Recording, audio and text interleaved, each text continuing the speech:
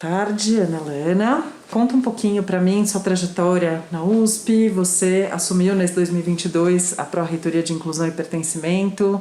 Como você chegou até aqui? Eu sou historiadora de formação, sou professora na Faculdade de Arquitetura e Urbanismo desde 89 e sou professora titular nessa escola, estava ocupando a direção da FAO. Eu acho que as questões relacionadas à inclusão e pertencimento, aos temas dessa Pró-Reitoria, têm sido questões importantes na minha trajetória, nos vários cargos de gestão que eu já ocupei, nas questões e nos temas que eu tenho procurado enfrentar como gestora na universidade. Eu suponho que tenha sido a razão de eu ter chegado. Que cargo você já ocupou e que desafios já foram?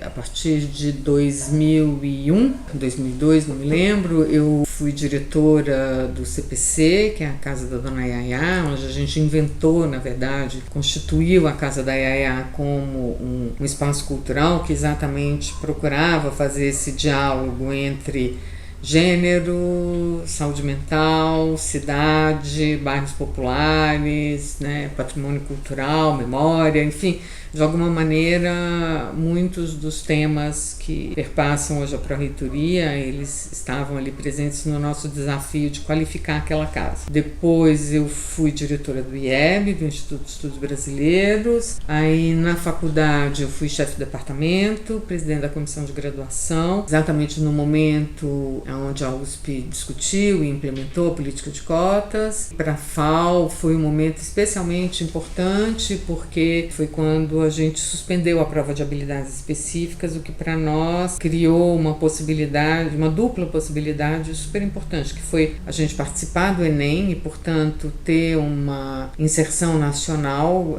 mais expressiva, porque a gente podia então receber os alunos interessados do Brasil inteiro, e isso foi uma mudança imensa na faculdade, e a própria supressão da prova, o que viabilizou que muitos alunos que não tinham condição, enfim, de pagar os cursinhos ou de fazer os procedimentos preparatórios para as provas de desenho, sobretudo, pudessem reconhecer que havia uma possibilidade de entrada na Faculdade de Arquitetura, e de fato eles passaram a entrar, e isso também transformou profundamente o perfil da escola. Foi para nós um desafio espetacular no sentido de repensar as nossas dinâmicas, os nossos processos de formação, os processos de inclusão mesmo dos nossos alunos.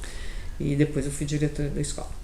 Incidir na gestão da universidade é mais do que uma atribuição administrativa, ou não é uma atribuição administrativa. Ela é, sobretudo, a formulação de políticas que vão conformando a fisionomia pública e política da universidade. Eu acredito profundamente nisso. Quer dizer, o nosso trabalho, as nossas tarefas cotidianas enquanto professores, servidores e alunos, que evidentemente transformam a universidade, mas o reconhecimento desse movimento, a incidência em determinados aspectos a partir da gestão nas suas diferentes escalas, eu acho que faz uma diferença imensa internamente e, consequentemente, na presença que a universidade tem no mundo social. Eu fico pensando, quer dizer, é óbvio que tudo que acontece na USP tem um impacto gigantesco, por definição. O tamanho da universidade, a história, a excelência, o impacto científico e tal. Mas quando você tem metade dos alunos da universidade vindos de regiões periféricas, quando você tem perto de 20 e poucos % dos alunos vindos de diversas regiões do Brasil, é evidente que isso transforma a capilaridade da universidade no mundo social. Porque aí não é o paper, não é a pesquisa de ponta e de excelência,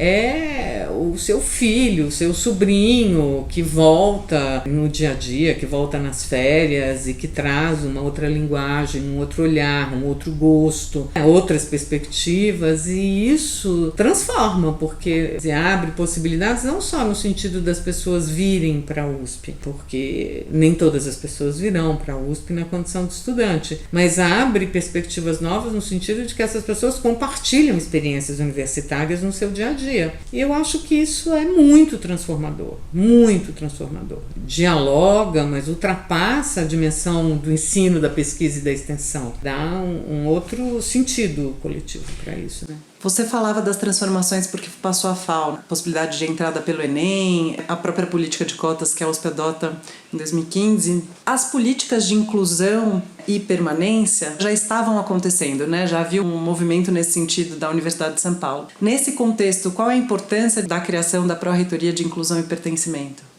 Na minha perspectiva, a Pró-Reitoria, primeiro, ela qualifica como um programa de gestão universitária as políticas de inclusão e pertencimento. Isso é uma diferença enorme. Ou seja, hoje a USP tem ensino, pesquisa, extensão e inclusão e pertencimento, colocadas no mesmo patamar, digamos, na hierarquia da gestão. Então isso é um reconhecimento, né, prático, simbólico, administrativo muito, muito grande. Depois eu acho que a possibilidade da gente reunir tantos programas e projetos e órgãos que funcionavam com muita eficiência, muita competência, uns mais, uns menos, em um determinado momento melhor ou pior do que outro, mas reunir isso sobre uma rubrica gerencial, fundamentalmente é isso, permite que todas essas ações sejam potencializadas, porque elas passam a ser ações da universidade. E isso faz muita diferença. Uma coisa é você ter uma política local na sua unidade de diálogo e de incorporação com a população do entorno.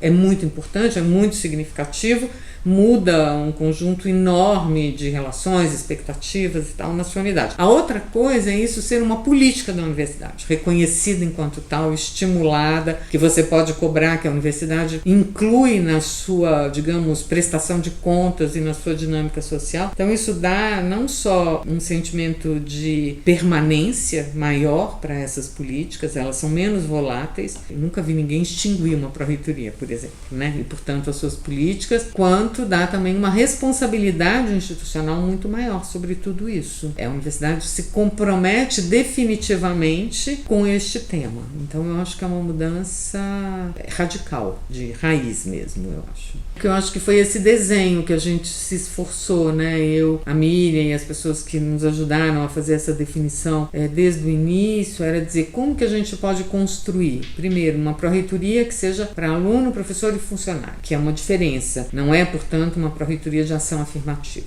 Essas são fundamentais, elas existem nas universidades federais como um desdobramento da política de cotas, são sensacionais, tem um trabalho maravilhoso, mas o nosso desenho é um pouco diferente desse. Então é para todo mundo. Depois, como ela pode ter áreas muito específicas, mas que se conectem. Porque não adianta só separar, a gente tinha que separar para poder pensar programas específicos para esses temas candentes, mas a gente tinha que pensar a possibilidade desses temas serem transversais, conversarem. Então foi esse o esforço do desenho institucional que a gente fez, né? Eu acho que tem chance de funcionar. Já está funcionando. E, para terminar, o mandato de pró-reitores está previsto para 2 anos, está no Estatuto da USP. Onde você quer estar em 2024, realizada como pró-reitora? Sabe que entre o desejo e a expectativa a gente tem um mundo nesse intervalo, mas sei, eu acho que tem algumas ações pontuais, enfim, que não são pontuais, mas que eu acho que são emblemáticas. Eu gostaria de transformar o CRUSP em moradia estudantil e dar a ele um novo sentido na universidade. Eu acho que é imprescindível que isso aconteça para quem mora lá, mas eu acho que seria muito emblemático no sentido de mostrar realmente a importância que a universidade dá para isso, que as diferentes áreas da pró-reitoria se reconhecessem nos seus projetos e nos seus programas, mas talvez o que eu realmente quisesse daqui a 2 anos é que a gente continuasse sendo capaz de formular novos projetos. Acho que é isso que eu gostaria de verdade, ou seja, que a gente pudesse olhar e dizer, puxa, a gente fez tudo isso em 2 anos, mas... e que a gente continuasse sonhando. Eu acho que é isso que eu queria.